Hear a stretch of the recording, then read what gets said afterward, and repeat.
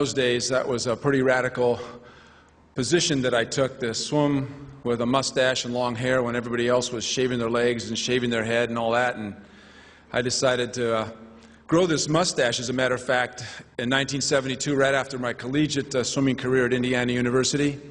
And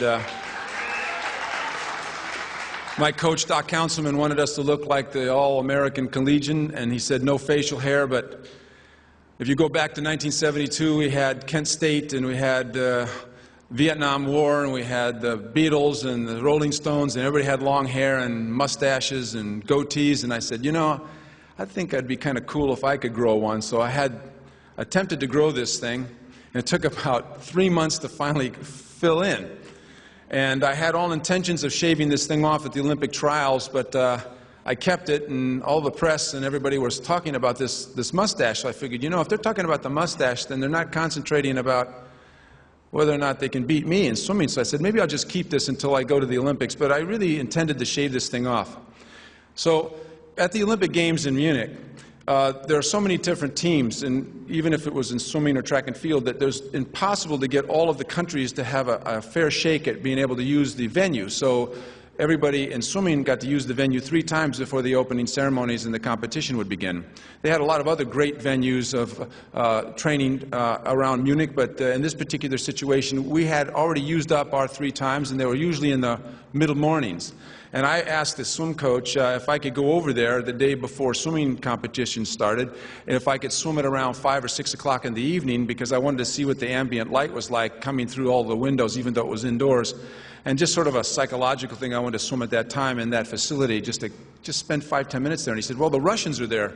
I said, no problem. I said, I know a couple of the Russian coaches, they speak English, and maybe if they just give me 5 minutes, I can go over there and I can swim.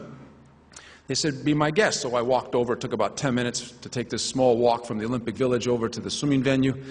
And I asked this one particular coach if I could get in, and he said, sure, but you'll have to wait about 10 minutes because we're doing some exercises in that particular lane, lane number 1, but no problem. So I waited the 10 minutes, and then he said, go ahead and get in. They had cleared that lane.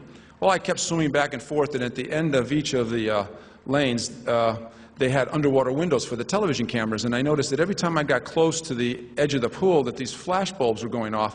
And then I swam a little backstroke and realized that half their coaching staff had disappeared, and I'm sure they're down there taking pictures of me swimming. So I started to use this really strange stroke, you know, just, yeah, why not? So I finished swimming for about 15 minutes. I got up at the edge of the pool, and unabashed, a couple of these coaches reappeared with cameras dangling from their neck.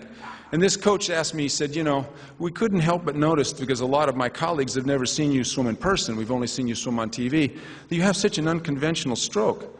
Do you always use that? I go, you bet. So he translates in Russian. So he fielded one of the questions from one of the coaches by saying, well, how about your mustache? I mean, we've never in our life seen anybody in the history of the sport of swimming swim with a mustache. What are you going to do with that? Well, keep in mind, I was actually going to shave it that night. So what I said to him was this. I said, no, I said, it really helps me. He says, how? I said, well, you see, it allows the water to deflect away from my mouth. I can get more streamlined in my behind up faster so that I can actually plane across the water, and I can swim much faster. So he turns and translates this as fast as he can in Russian. They're all writing it down. The next year, every Russian male swimmer had a mustache.